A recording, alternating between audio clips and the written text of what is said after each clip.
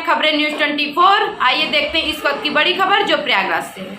राहुल गांधी की सदस्यता खत्म होने से कोई दिक्कत नहीं है। आचार्य प्रमोद किशन प्रयागराज पहुंचे कांग्रेस नेता आचार्य प्रमोद किशन ने कहा कि राहुल गांधी की सदस्यता खत्म होने से कोई दिक्कत नहीं है, वह भारत की जनता के दिलों में है और 2024 में अगर कानूनी पेज नहीं हुआ तो वह जरूर चुनाव लड़ेंगे। साथ ही साथ उन्होंने कहा कि अगर बीजेपी को हटाना है तो सभी क्षेत्रीय पार्टियों को साथ आकर कांग्रेस पार्टी का समर्थन करें और 2024 में बीजेपी को सत्ता से हटाने का काम करा जाएगा।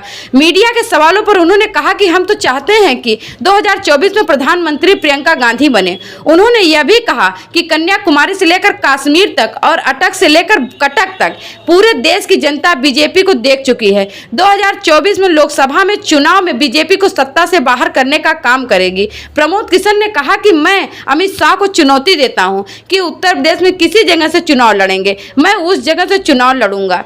राहुल गांधी के अमेठी से चुनाव लड़ने के बारे में प्रमोद किशन ने कहा कि यह गांधी परिवार के ऊपर निर्भर करता है कि वह कहां से चुनाव लड़ेंगे। मैं तो यह कहता हूं कि मोदी जी को गुजरात से छोड़कर यूपी चुनाव लड़ने से कोई नहीं रोका, तो राहुल गांधी को गांधी साहब वायनाड से चुनाव लड़े या फिर यूपी में से किसी भी सीट से चुनाव लड़ सकते हैं। हम तो अतिथियों का भी स्वागत करते हैं क्योंकि यहाँ गंगा जमुनी तहजीब वाला देश है, यहाँ कृष्ण भी हैं, राम भी हैं। प्रमोद किशन प्रयागराज इलाहाबाद हाई कोर्ट आए थे। संभल में उनकी जमीन के किसी मामले को लेकर यहां पर पहुंचे थे। प्रयागराज से एसएम रजा की रिपोर्ट। अगर गठबंधन होता है तो देश में दो विचारधाराओं के बीच में चुनाव होगा 2024 का, एक कांग्रेस की विचारधारा, एक आरएसएस की विचारधारा। सभी नेताओं से मैं अपील करता हूं कि वो तिरंगे का साथ दें। ममता जी हों, अखिलेश जी हों या केसीआर हों या अरविंद केजरीवाल जी हों या शरद पवार जी हों, मैं सबको आमंत्रित करता हूं कि अगर मोदी जी को हटाना है, इनकी तानाशाही को ख़त्म करना है तो कांग्रेस ही एकमात्र विकल्प है। सिर्फ मोदी जी को हटाने के लिए 2024 का चुनाव लड़ा जाएगा या कोई मुद्दे भी रहेंगे? देश को बचाने के लिए, और प्रधानमंत्री का कैंडिडेट कांग्रेस का होना चाहिए, ऐसा हम चाहते हैं। कांग्रेस का अगर कैंडिडेट होगा तो कौन होगा वो? प्रियंका गांधी सबसे लोकप्रिय कैंडिडेट है। राहुल गांधी नहीं होंगे? राहुल गांधी होंगे या नहीं होंगे, क्योंकि उनकी सदस्यता के ऊपर एक बहुत बड़ा कानूनी संकट आ गया है, इसलिए मैं कह रहा हूँ। प्रियंका गांधी फिर प्रधानमंत्री बनेंगे? हम चाहते हैं, हम नहीं, देश के कांग्रेस के करोड़ों लोग चाहते हैं कि मोदी जी के सामने प्रियंका गांधी जी प्रधानमंत्री पद की उम्मीदवार हों और संयुक्त विपक्ष की उम्मीदवार हों। सर, एक आखिरी सवाल है कि आप आज हाईकोर्ट भी आए थे, जो आपका कल्की का जो मंदिर है जिस पर रोक लगी हुई, उस मामले में हलफनामा भी आपने दाखिल किया है। क्या है पूरा मामला और क्या आगे इसमें चाहते हैं?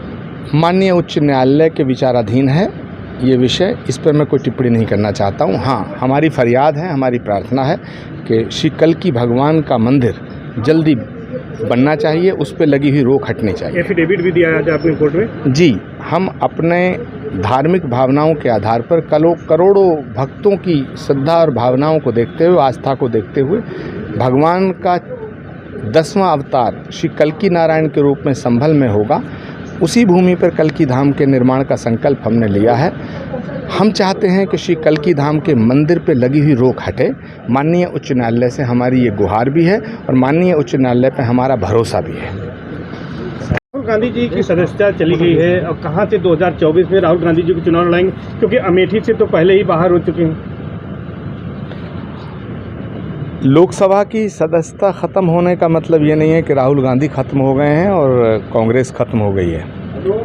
लोकसभा की सदस्यता ख़त्म होने का मतलब ये भी नहीं है कि सियासत ख़त्म हो गई है।